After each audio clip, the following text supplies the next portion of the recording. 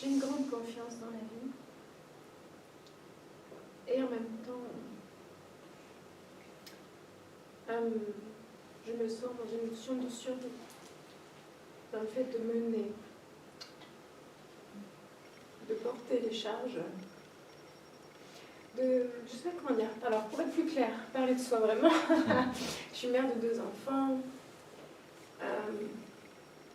Et je sens que des fois, l'action, les activités sont dans la fuite, malgré qu'on arrive enfin à trouver quelque chose qui fait sens, dans lequel on se sent en justesse, qui nous apporte cette pétillance, cette joie profonde, ça fait vraiment sens dans l'existence. Et comment, dans le bouddhisme tibétain, j'ai beaucoup été touchée par la notion de vacuité et d'essayer d'intégrer cet adage du Bouddha, le vide et la forme et le vide. Ok. Mais pour moi, je vois ma confusion dans toutes ces saisies-là. Et du coup, ce que je vais suivre, c'est ce plan relatif, il y a la survie, il faut manger tous les jours, il faut payer les factures. Et comment suivre vraiment cette notion d'être. Ça fait des années que j'essaie de trouver cette notion d'équilibre entre action et être, on va dire. Et que dernièrement, la seule phrase qui me dit « mais toi, tu ne cherches pas à être dans l'action, tu cherches dans l'être ». Et je sens me perdre dans la notion d'action. Voilà, j'ai essayé de dire à peu près quelque chose.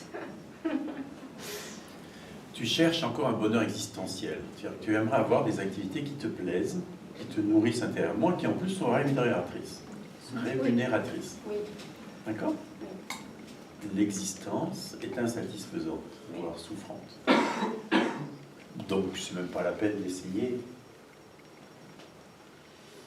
La sagesse n'est pas de trouver ce qu'on aime faire, mais d'aimer ce qu'on fait.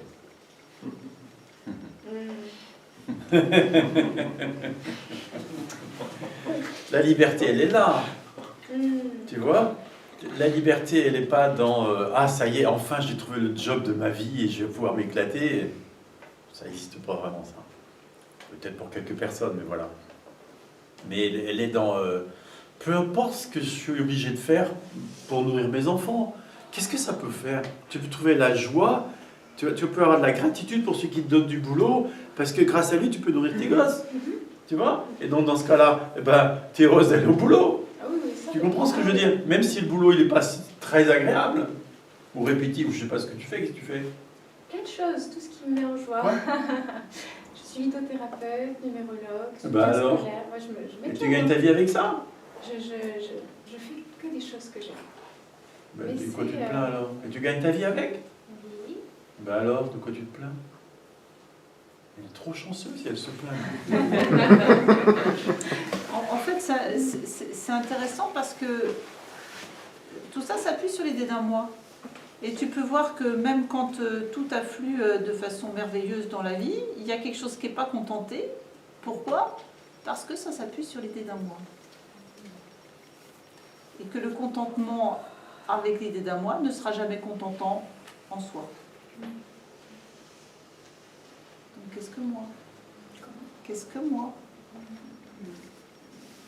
Qu'est-ce qui n'est pas satisfait là-dedans ? Qu'est-ce que tu cherches ? Tant qu'il y a l'idée d'un moi, il y aura une recherche de contentement. C'est l'activité même de recherche, le moi. Alors, tu pourras avoir tout ce que tu veux, ça continuera quand même. Elle a déjà tout ce qu'elle veut. 2 gosses. Merveilleux. Travail qui lui plaît, qui permet de gagner sa vie et de nourrir ses gosses. De payer ses factures. Tout ça. Enfin, elle a déjà tout ce qu'elle veut. Elle a réalisé que la forme et le vide c'était la même chose. Oui, c'est relatif. C'est vrai, tout ça est relatif. Mais qu'est-ce que tu es en réalité ? Là maintenant tout de suite. Je ne saurais pas le définir. Hein ?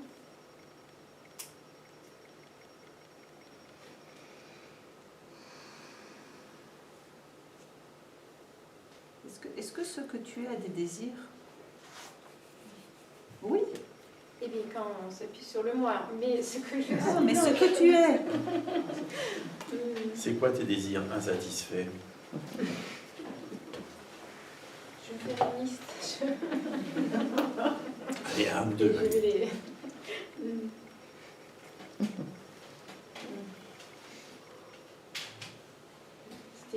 question humour ou une vraie Non, question non, une vraie question. Un ou deux, ouais. rhétorique ou non? Les désirs insatisfaits. Ouais, il y en a bien qui montent quand même. Alors oui. Dernièrement, un de mes désirs insatisfaits, c'est d'arriver à pouvoir rester calme dans toutes circonstances, par exemple. Ah ouais. Car on a un fils qui pète Alors, une qu'est-ce durite. qui veut bien lui écraser le pied pour voir si ça fonctionne? Ah, Ça ne on peut fonctionnera pas. jamais. Non. D'accord. Mais pourquoi veux-tu rester calme en toutes sortes de circonstances? Moi, j'adore quand ça explose. Oui. Tu sais, des fois, je fais exprès de mettre Marion en colère parce que j'aime quand elle est en colère. C'est beau! Heureusement qu'elle reste pas stoïque en toutes circonstances, je m'emmerderais. Peut-être tu as une idée de ce Moi, qu'est je me la suis calmé, paix. hein. Je te mets plus trop en colère. Oui, je pense que c'est ça. La paix n'est pas existentielle, Eh oui. c'est ta nature. C'est comme le bonheur. Voilà. Le bonheur n'est pas existentiel. Ah, C'est ta nature. pétage de neurones. Eh bien, bien sûr, bien sûr. Mhm.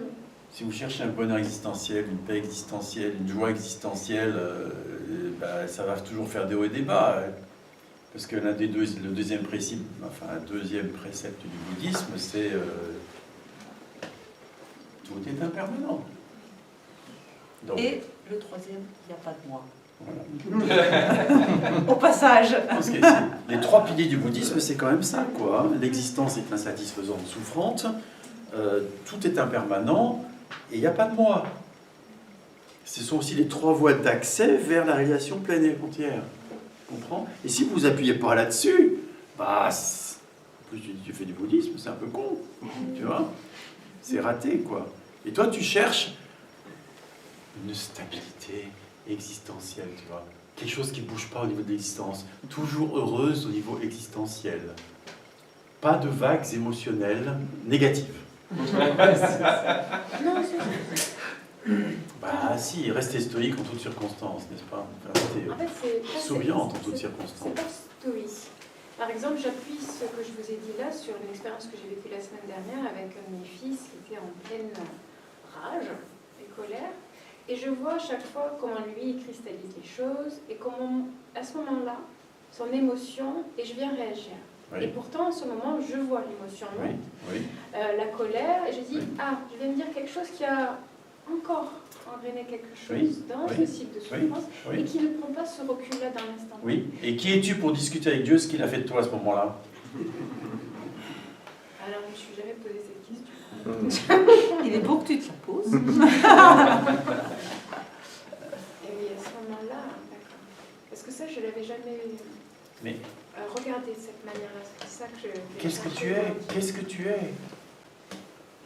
Si tu te prends pour un organisme, alors vraiment, mais qui es-tu pour discuter avec le tout, avec la sagesse et l'amour divin de ce qu'il manifeste?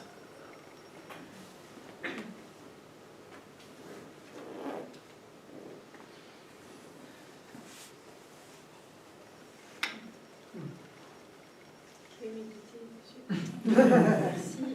Ce que vous ne voyez pas, c'est que tout, absolument tout est parfait tel que c'est, tout le temps. Voyez-vous, on peut respecter tout ce qu'on veut contre l'histoire autour du Covid, mais toi, ça t'a fait arrêter, et du coup, ça t'a fait trouver. C'est pas perdu. Comprenez ce que je veux dire? C'est qu'est-ce que vous faites de ce qui se passe? C'est la seule vraie question.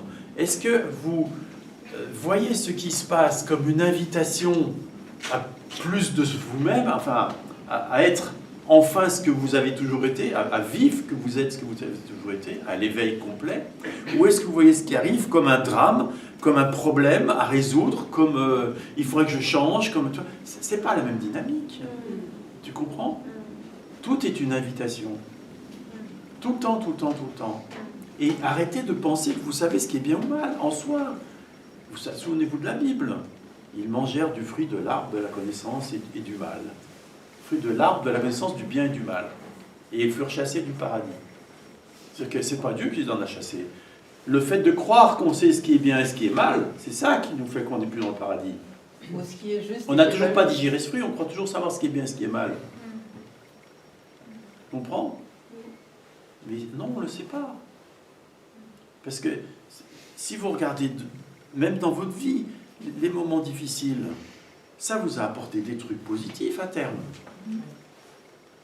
Donc heureusement que ça a eu lieu.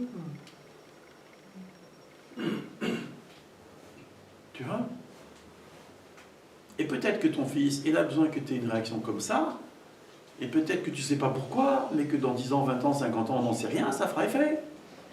Et peut-être qu'il y aurait une révolution intérieure chez lui, parce que tu as eu cette réaction soi-disant inadaptée ce jour-là. On n'en sait rien. Et peut-être tu as cette réaction conditionnée, parce que 6 mois après, tu vas te rendre compte que là, c'était conditionné, et qu'on ne sait pas comment ça fonctionne. On ne sait pas. Ça s'appelle l'humilité. Tu vois? Je ne sais pas. Qu'il soit fait selon ta volonté. Si jamais ça se fâche, bah c'est que ça devait se fâcher. La preuve, ça s'est fâché. Tu comprends? Dieu Tout-Puissant. Ne pas chercher à comprendre. Forcément, c'est jamais que sa volonté qui s'accomplit.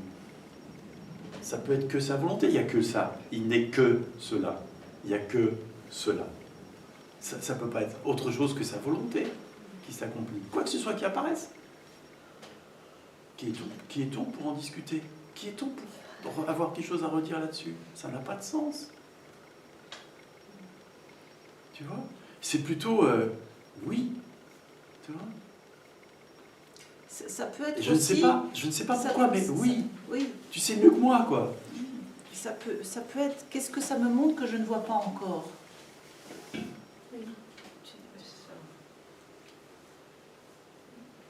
Eh bien, peut-être que la sagesse divine n'est pas comme je crois.